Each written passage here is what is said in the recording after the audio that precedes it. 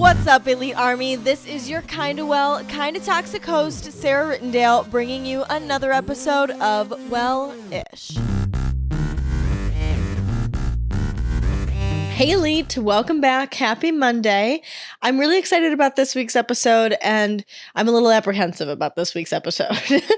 I'm really excited because this is honestly my most highly requested video. I've had so many people reach out to me during the 28 days, and honestly the 28 days that we did last year, and ask how I started a podcast, what I did, what gave me the courage to do it, what tips do I have for it. And so I thought, obviously, I should fulfill your request that you want to know how I started the podcast and what made me really want to do it and what I do to get me through making it. But I'm apprehensive because I just feel like I don't know why you guys really care about what my process was.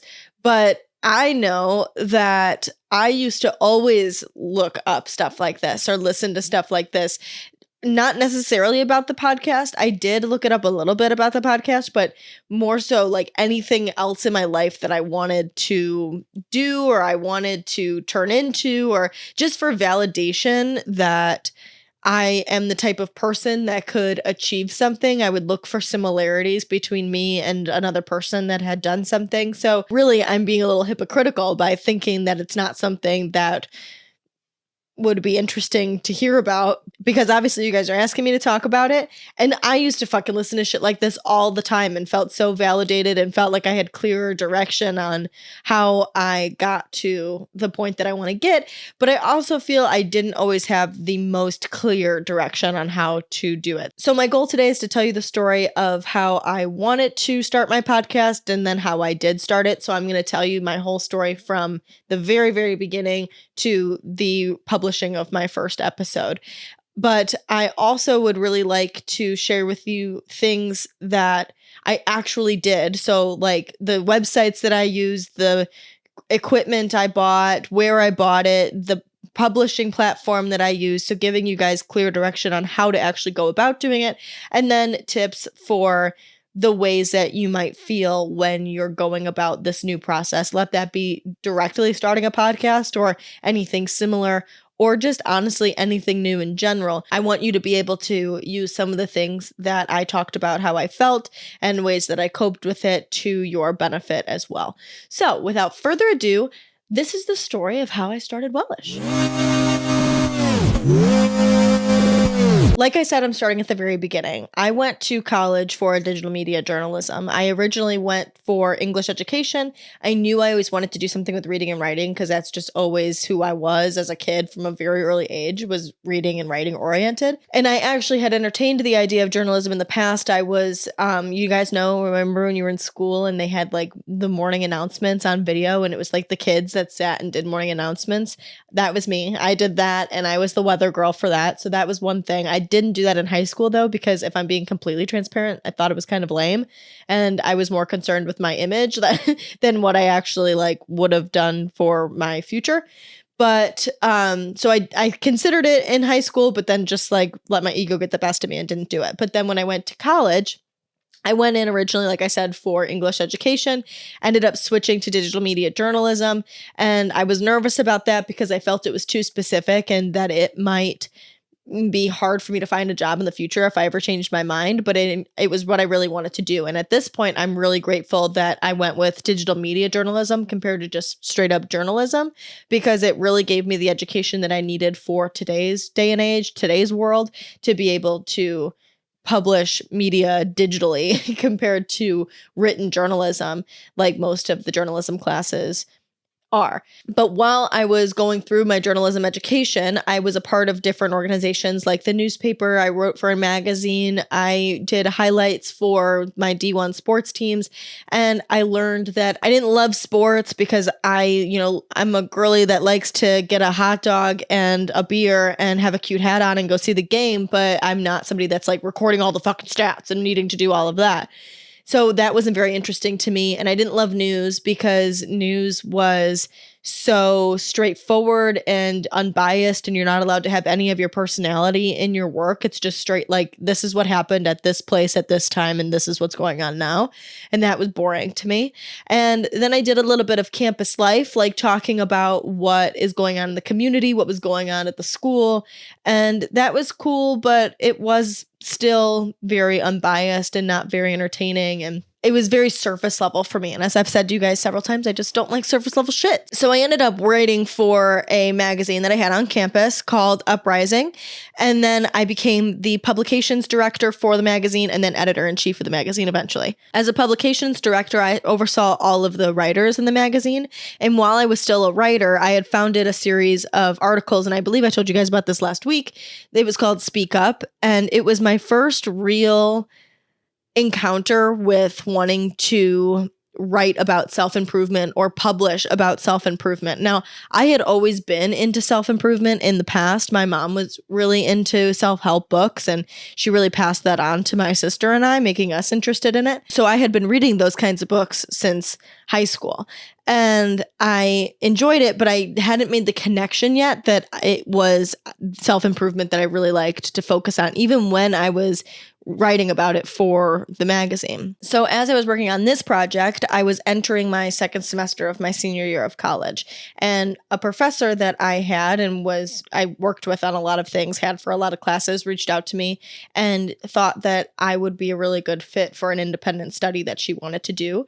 And she was the editor of a local newspaper there. So I was a little hesitant because I just, like I said, I already knew I didn't love news, but I was happy to just have to go into a professor's office and have some conversations and let that be good enough to get me the ending credits that I needed to finish off my degree. So I went and I sat in her office, and she came to me and said, I really would like you to start a YouTube channel for the independent study. Now, I was elated by this idea because it's something I had always wanted to do, and I had kind of dabbled in it, but just like anybody else, I was too afraid to post on the internet, to share my thoughts and myself on the internet, because it, for some reason, is just so terrifying, mostly because you're afraid of other people's opinions, which is just so funny to me, especially in today's world, because if you're not creating the content, you're consuming the content, and there'd be nothing for you to consume if people weren't creating it. But for some reason, the people that don't create it like to make fun of the people that do.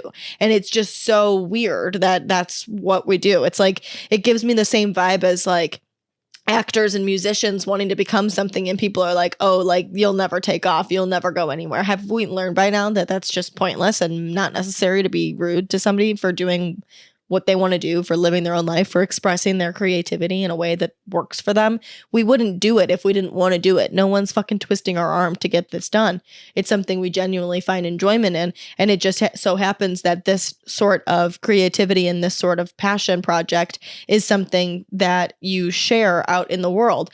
But that's really similar to anything else. Just like an artist shares their art in a gallery or a musician plays for an audience, this is that sort of audience. It's just that it's worldwide.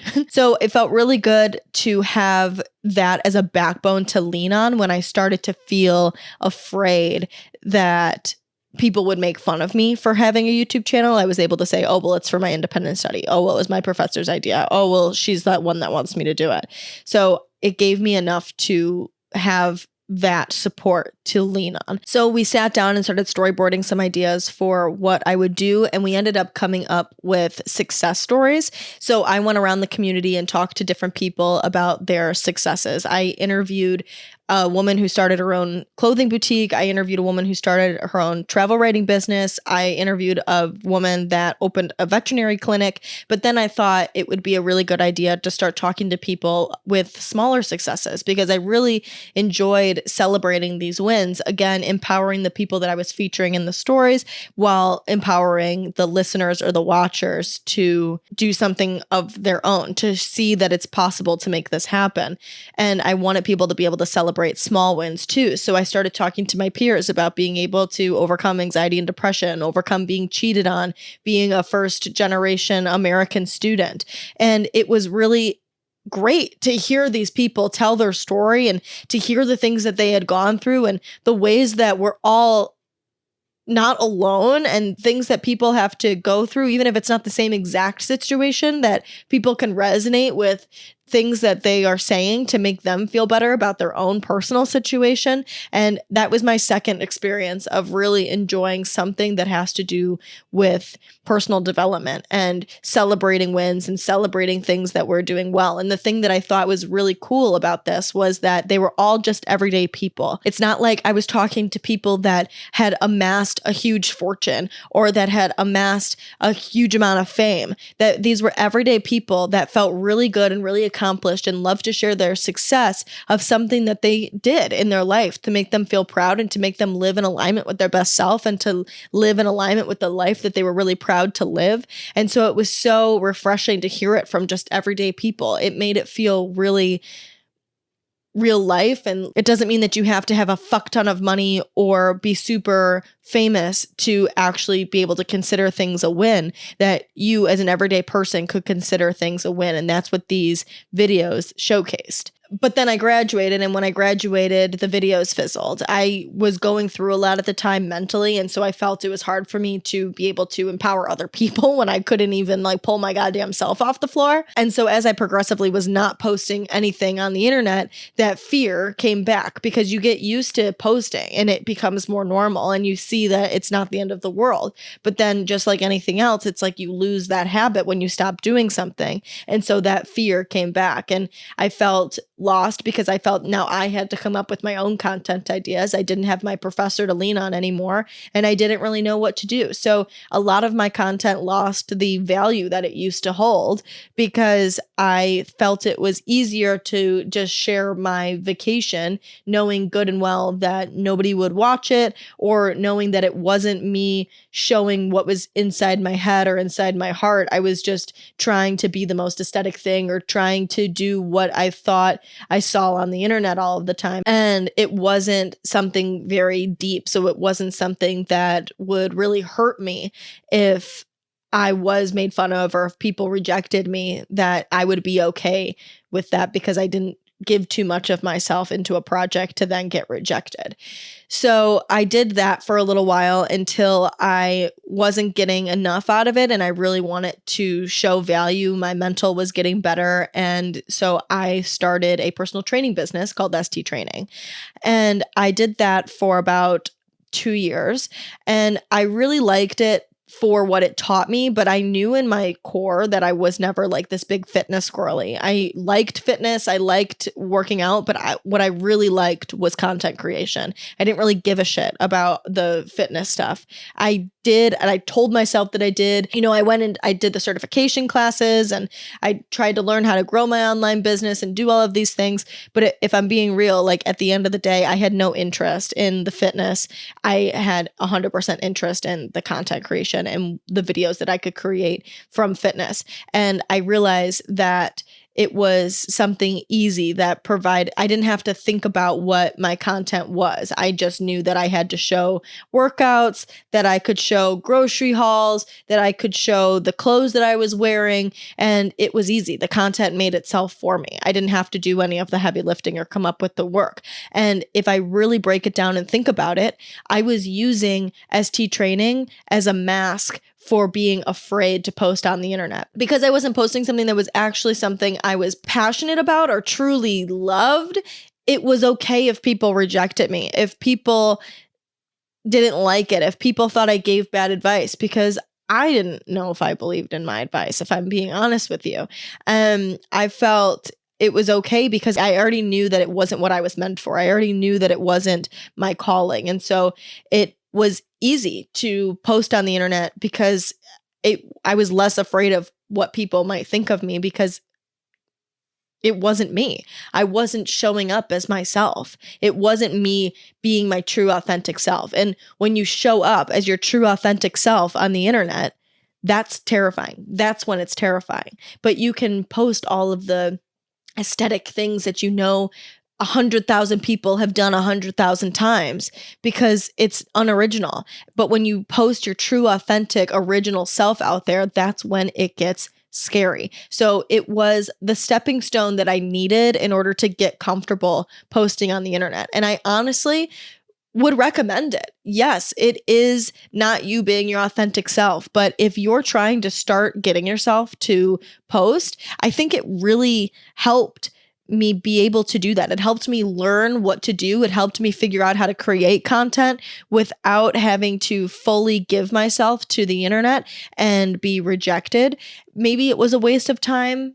I don't believe so, because I think that it really helped me build to where I am now so that I can authentically share myself and produce good content while doing so, and have built the habit of posting regularly and being okay with sharing myself on the internet so that now I can share things that are my true feelings and passions and thoughts. And if I get rejected, I know that I'll survive. I know that I'll be okay.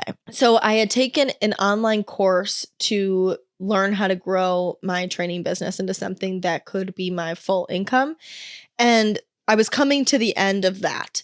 And I knew that I wasn't loving what I was doing. And I had really transitioned a lot of my personal training to involve self-help as well. I would send my clients the 4 Agreements, a self-improvement book. I would have them have a daily question about their mental health. Like, I very much did mental health stuff alongside my personal development.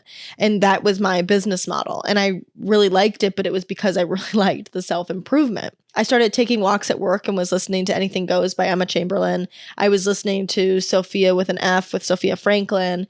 I was listening to Burning in Hell with Hannah Berner. I was listening to Call Her Daddy. And actually, I was listening to Call Her Daddy in this specific moment that I remember is that I was on the, if you're from Chicago, I was on the 90 taking the turnpike up onto 290. And I don't know why that is so like in my mind. I specifically remember exactly being there and feeling like something just came over me that I was like, I have to start a podcast. Like, this is something that I know I can do. It was like I could yell in my car by myself because I just fucking knew that it was something that I wanted so badly.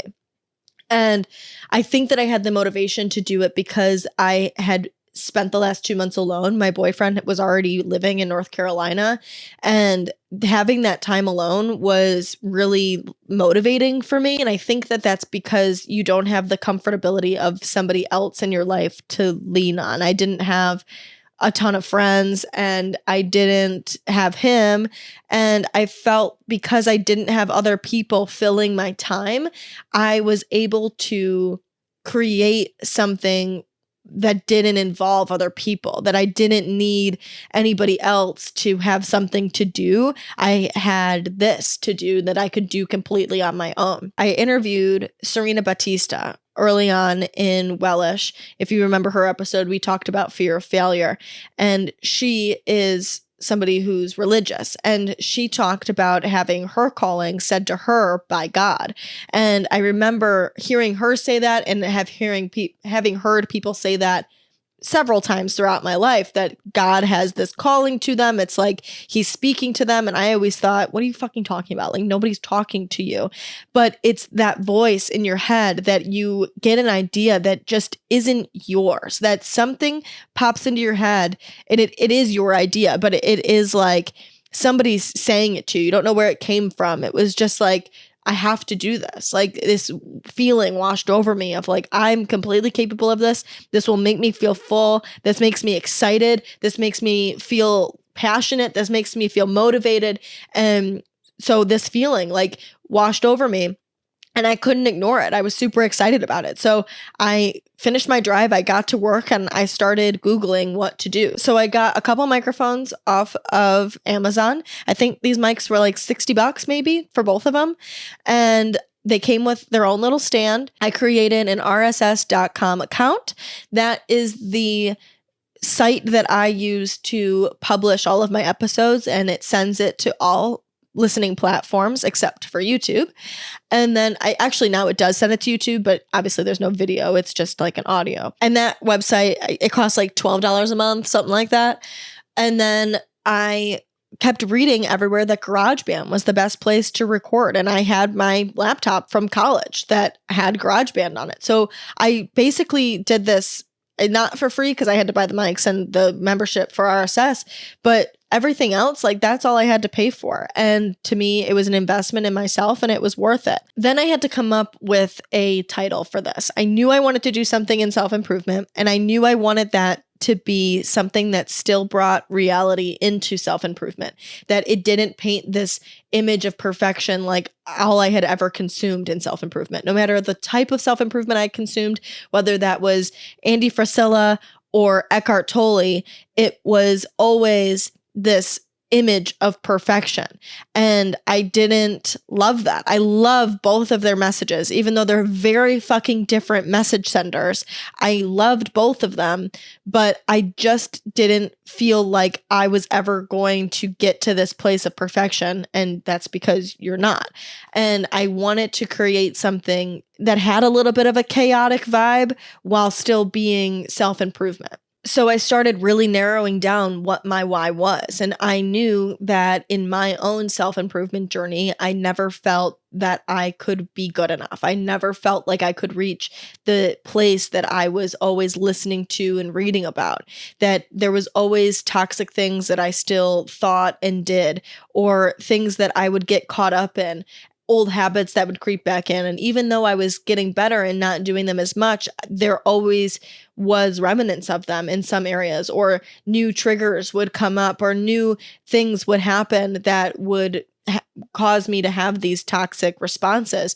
And I never felt enough, and I wanted to feel enough. And so I really figured out that that was the why behind my podcast. And I had known that my friends like always came to me for self-improvement advice. It was something that we always talked about. My friends always said that I made them feel supported, that they always came to talk to me because I always gave them the truth, straightforward answer, or my straightforward opinion without sugarcoating anything or without hyping them up unnecessarily or making them feel bad unnecessarily, that they would always come to me and I would give them this advice, but that I always gave it to them in a light that was non-judgmental. That I had a friend say that to me the other day, that she feels like she can't talk to her other friends because she knows that I will never judge her. And that's true. And so that's the kind of platform that I wanted to create. And so it really just, after writing several different things that kind of symbolized that, Wellish seemed to be the best answer. So then I had my title, I had my why, I had my content. I even had my first episode that I wanted to do. I had listened to those podcasts that I listened to earlier, podcasts that I admire,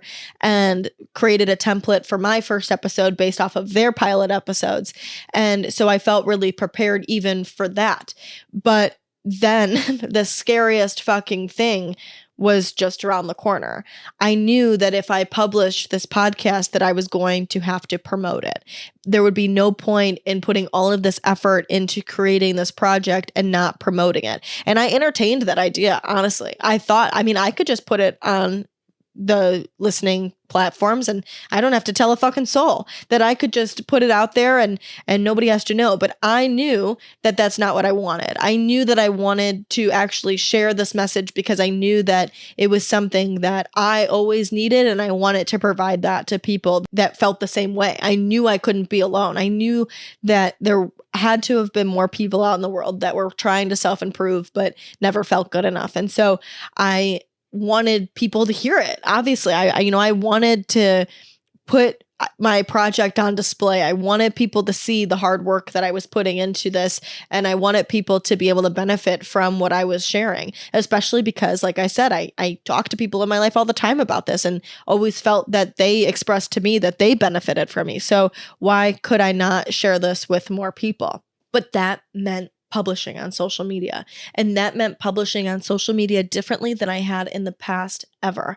Different than when I did the success stories on YouTube, different than when I just did the lame lifestyle videos, different than when I started posting fitness content. It was raw, it was real, it was my feelings, it was my emotions, it was my fears, it was my values, it was what I believed in, it was me sharing my own authentic opinion. And I had never done that in my everyday life, let alone in content creation. I never told people how I truly felt. I lived my life as a people pleaser. I lived my life agreeable. I lived my life in a way that I knew other people would be okay with so that I didn't have anybody not like me. So this was fucking terrifying because people could disagree with my opinions. And I didn't know if I was going to be able to handle that. So my workaround for that was creating an independent Instagram platform for specifically the podcast. So I didn't have to bombard the followers that I'd collected from when I started my personal Instagram my sophomore year of high school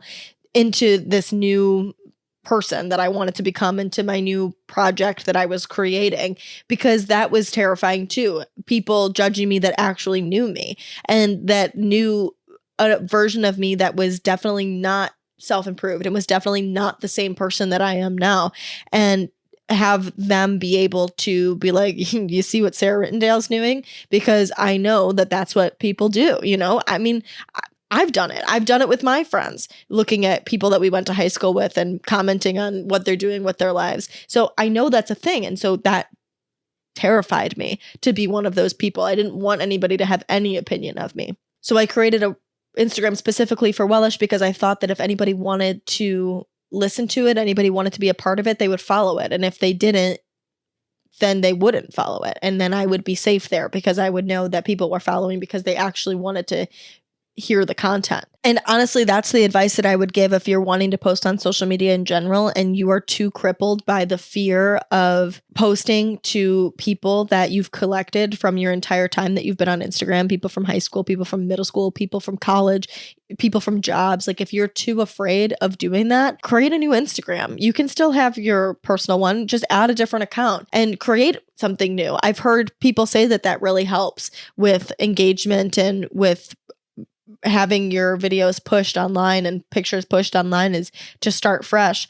And I honestly don't disagree with that. Now I've been posting on my personal for so long, I don't care anymore, but you don't have to worry about people that aren't interested following it. It obviously soon wasn't enough, and I knew I wanted to post on my personal, so I started posting on my personal Instagram just things that involved self-improvement, things that I was pretty much already posting, but having a little bit more of like a self-improvement oriented caption, or posting things in my story that involved self-improvement before I actually started publishing the podcast on there. And I would post on my story about it and stuff. And even though I wasn't making real posts, it was a way that I was easing into it. And I think that's something that's underrated, is the amount of time that you spend thinking about doing this is a part of your process. And then the amount of time that you spend inching towards full-fledged, putting it on there, no regrets, it's all part of that progression into creating the outcome that you're working towards. And I don't think we appreciate that as much as we should. I think that you think that, oh, I'm not doing enough. Oh, I'm not doing it yet, because you're still in the thinking phase. You're still in that place of working up to learning yourself and learning the message that you want to share and learning how you're going to share it and learning to not be afraid of it and learning to overcome your fear of it and learning to not care what people think about you. It's all a part of that process that takes practice, and that needs to be considered. So if you're in this space right now that you're frustrated that you haven't started anything yet, good news, you're in the process. Like currently you are in the process of creating something. Just the fact that you are thinking about it and problem solving it and trying to find the courage to start posting. I think the thing for me that helped me post consistently the most is having a set time and date to post. I post every day. Well, I used to. I don't do this anymore. But when I started, I told myself that I was going to post every day at 2:30, and that was for Instagram and TikTok.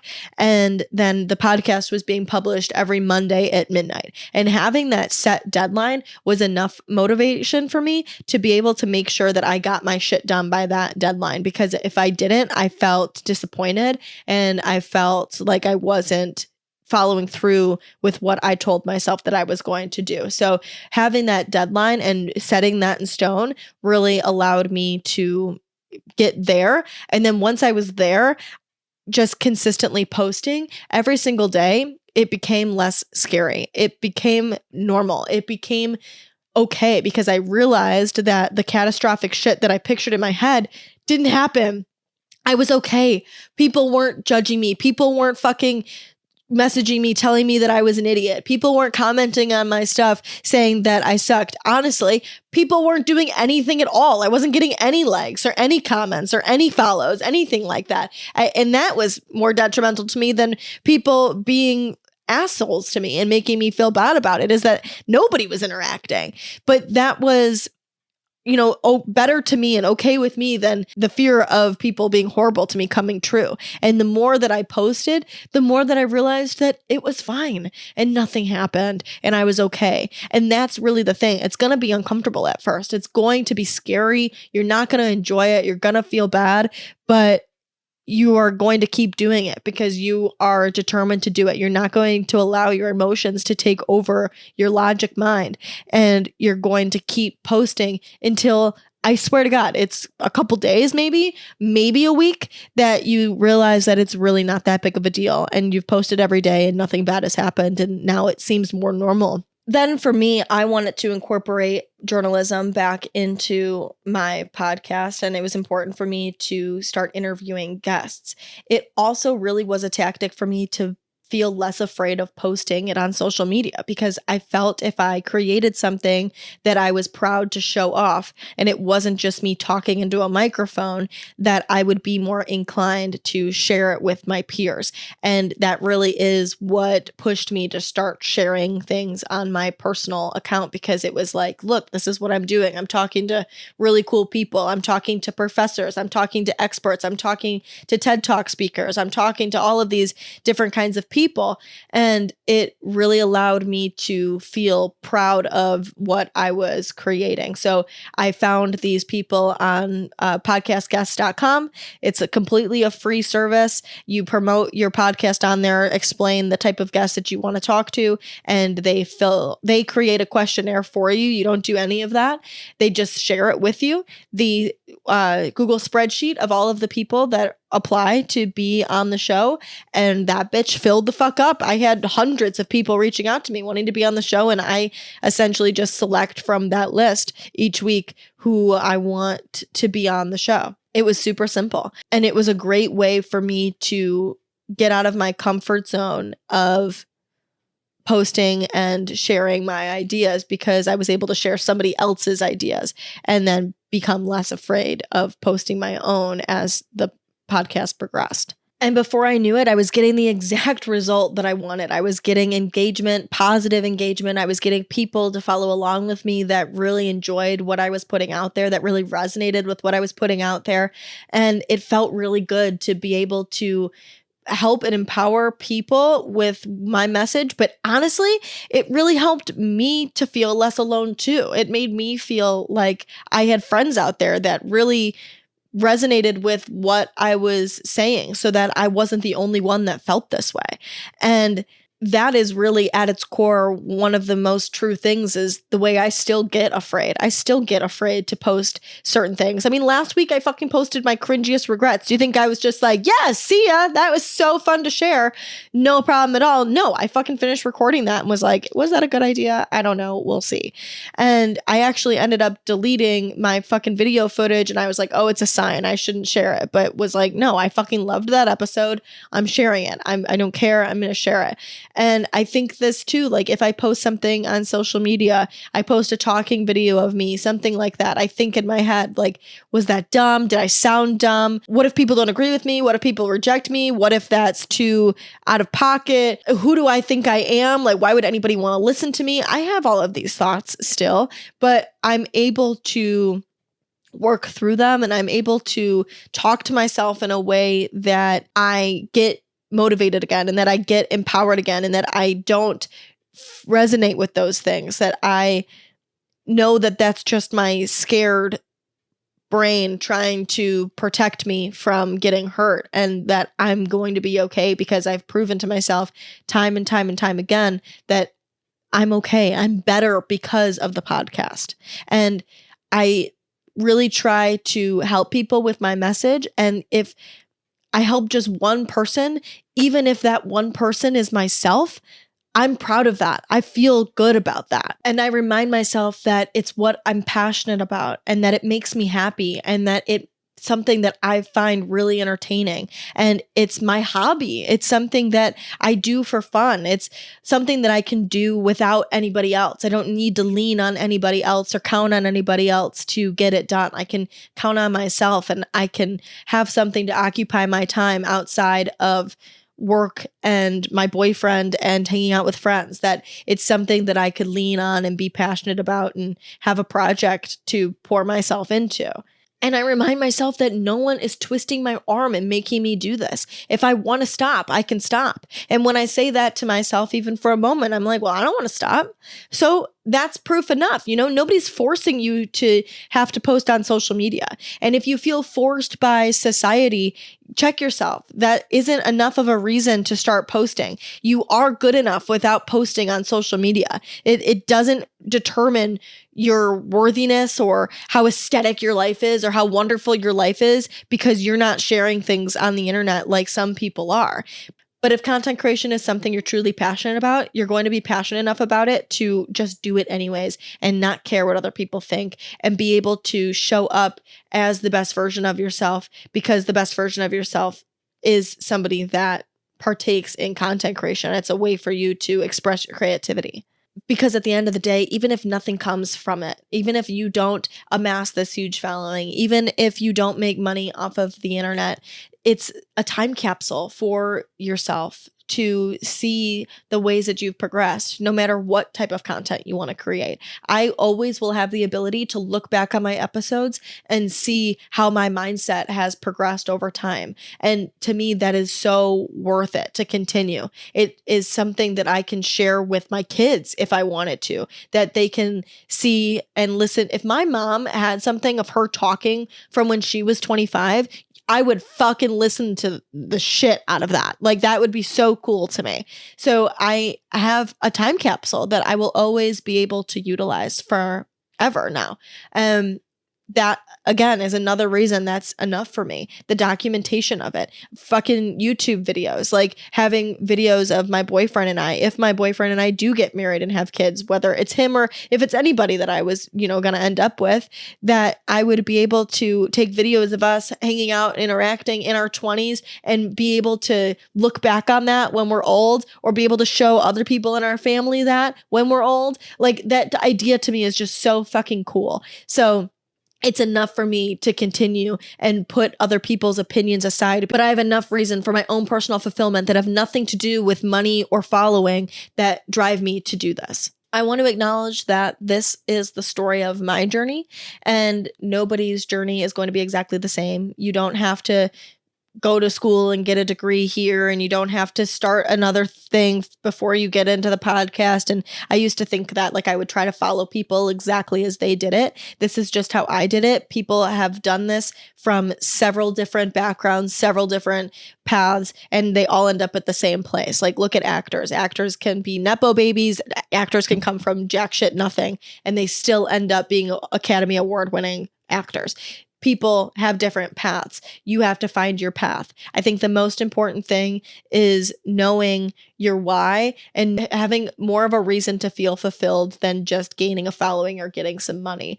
That there has to be reason for you to really find joy in it. Even if you don't come up with that reasoning before you start, you can start and learn that reasoning, because I would hear that all the time and I would always be like, but I want the money, but I want the traction on it. And I've learned all of these other things that I am fulfilled by after I started it. I didn't have all of these fulfilling feelings before I started the podcast, because I would have never have known what those were. I wouldn't have known what the podcast provided to me until I started doing it. I didn't know how to talk myself down from negative, beating myself up, self-talk, until I was in that position and I was posting things online and I had to come up with reasons for why I wanted to post this. And so it came later on to me. So just start. You just have to start, and it will progress naturally, as it should. Thank you so much for listening. I hope something in this resonated with you and got you the motivation that you needed to just fucking start, dude, and create the life that you want. We're all just on a big floating rock. Just do it. It's going to feel good. It's going to feel fun. And if it doesn't, you stop doing it. And it's not the end of the world. You're not a failure for trying and stopping something, but try it. Just do it for a little while and see if it's something that really makes you happy, that really fills you up. I promise you will not regret it, even if it's something that doesn't resonate with you long term. Thank you again so much for listening. Make sure your week kicks ass. Do not forget how elite you are, and I will talk to you guys on Monday. Bye.